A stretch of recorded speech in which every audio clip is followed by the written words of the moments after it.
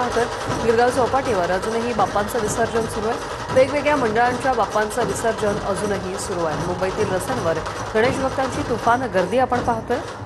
कालपासून हा उत्साह जो आहे तो अजूनही सुरूच आहे। गुलालाची उधळण करत आपल्या लाडक्या बाप्पाला निरोप दिला जातोय। आगमनाच्या वेळी जेवढी धूम असते तेवढीच धूम ही विसर्जनाच्या वेळी देखील आपण पाहतोय। लालबागच्या राजाला ठिकठिकाणी पुष्पहार अर्पण केले जात आहेत। नोटांचे हारही लालबागच्या राजासाठी अर्पण केले जात आहेत। जे लोक या 10 दिवसात लालबागच्या राजाचं दर्शन नाही घेऊ शकत ते आवर्जून या विसर्जन मिरवणुकीत सहभागी होतात। आपल्या लाडक्या बाप्पाला पाहण्यासाठी मोठ्या प्रमाणात गर्दी जी आहे ती केलेली आहे। मात्र सर्वांचे आशीर्वाद स्वीकारत लालबागचा राजा हा पुढे जातोय। सर्वांना आशीर्वाद देत सर्वांचं प्रेम स्वीकारत लालबागचा राजा जो आहे तो सध्या पुढे विसर्जनासाठी मार्गस्थ झालेला आहे।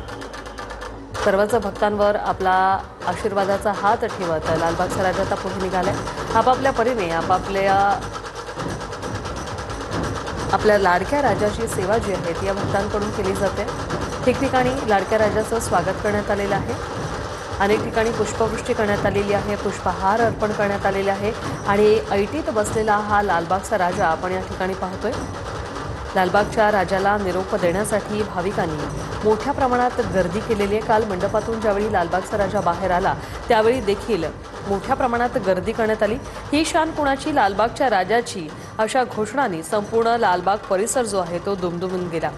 ढोल ताशाचा गजर असेल, गुलालाचे उधळण असेल आणि त्यामुळे या संपूर्ण वातावरणात या संपूर्ण परिसरातच आपल्याला एक नवं चैतन्य पाहायला मिळतं आणि आपल्या लाडक्या राजाला निरोप देताना हे मंडळाचे कार्यकर्ते जे आहेत ते मात्र भावुक झालेले आहेत। 10 दिवसांचं नियोजन करण्यासाठी अगदी वर्षभरापासून तयारी सुरू असते आणि आजच्या दिवसानंतर पुढच्या वर्षी राजा लवकर आपल्याला दिसेल अशी आस प्रत्येकाच्या डोळ्यात असते। यावर्षी एक अतिशय महत्त्वाचा क्षण काल पाहायला मिळालेला आहे। लालबागचा राजा ज्यावेळी कमानीतून बाहेर आला त्यावेळी मंडळातर्फे भारतीय सैन्य दलाला मानवंदना देण्यात आलेली आहे। तर एवढंच नाही, तिरंगा फडकवून देशभक्तीपर गीतही वाजवण्यात आलेले आहे।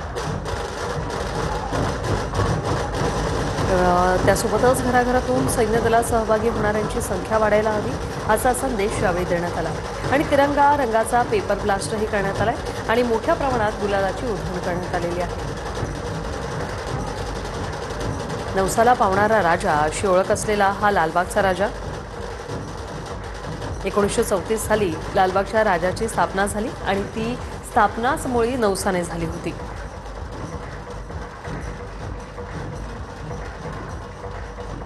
सध्या अस्तित्वात असलेलं मार्केट येथे निर्माण होण्यासाठी कोळी आणि इतर व्यापारी बंधूंनी नवस केला होता आणि त्यांची इच्छापूर्ती म्हणून लालबागच्या राजाची स्थापना झालेली। गिरगाव चौपाटीवरची ही दृश्य आपण पाहतोय। गिरगाव चौपाटीवर आता विसर्जन जे आहे ते सध्या सुरू आहे।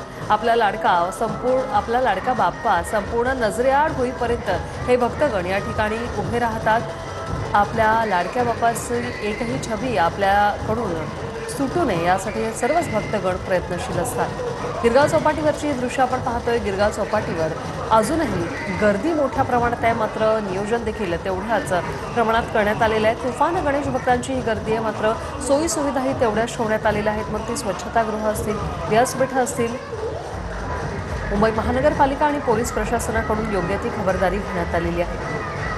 विसर्जन सध्या सुरू आहे। गणपती बाप्पा मोरया, पुढच्या वर्षी लवकर या अशा घोषणांनी संपूर्ण गिरगाव चौपाटी परिसर जो आहे तो दुमदुमून गेलेला आहे। ऊन असेल, पाऊस असेल, मात्र भक्तांचा उत्साह जो आहे तो जराही कमी होत नाही।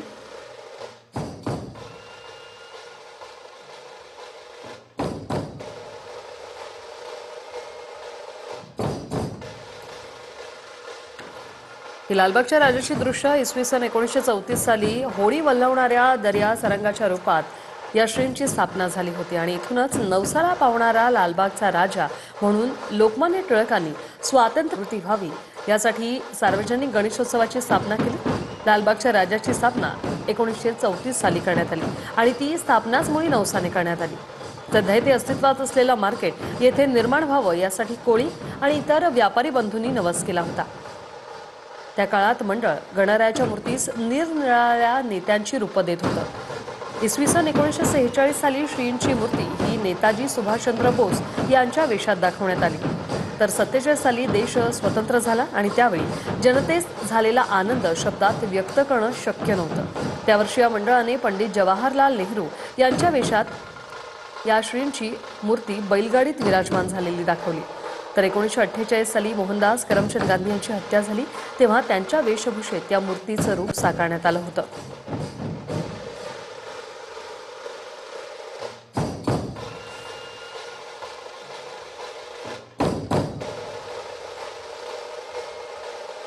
1958 सालानंतर गणरायाच्या दर्शनासाठी येणाऱ्या भाविकांची रीघ जी आहे ती वाढली आणि या उत्सवाला जत्रेचं स्वरूप प्राप्त झालं।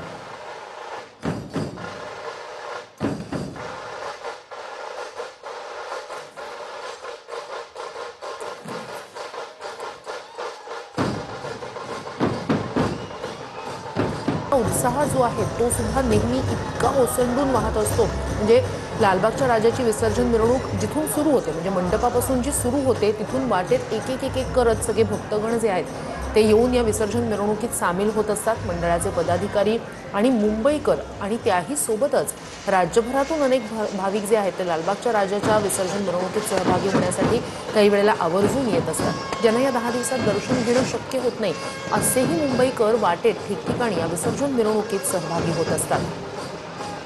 ही दृश्य आपण पाहतोय लालबागच्या राजाची ही विसर्जन मिरवणूक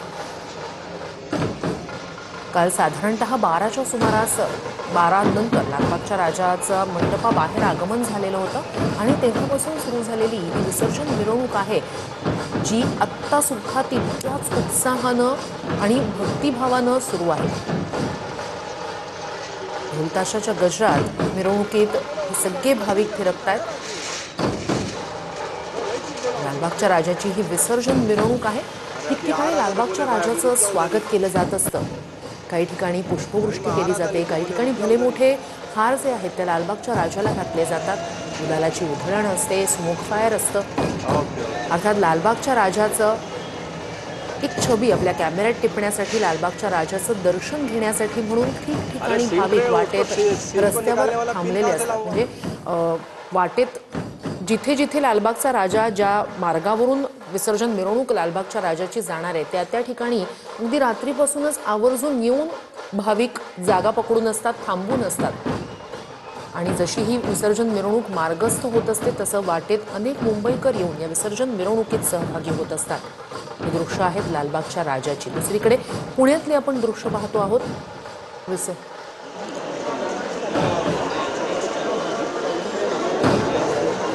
मुंबईतली ही दृश्य लालबागच्या राजाची। दुसरीकडे मुंबईतलाच पोलीस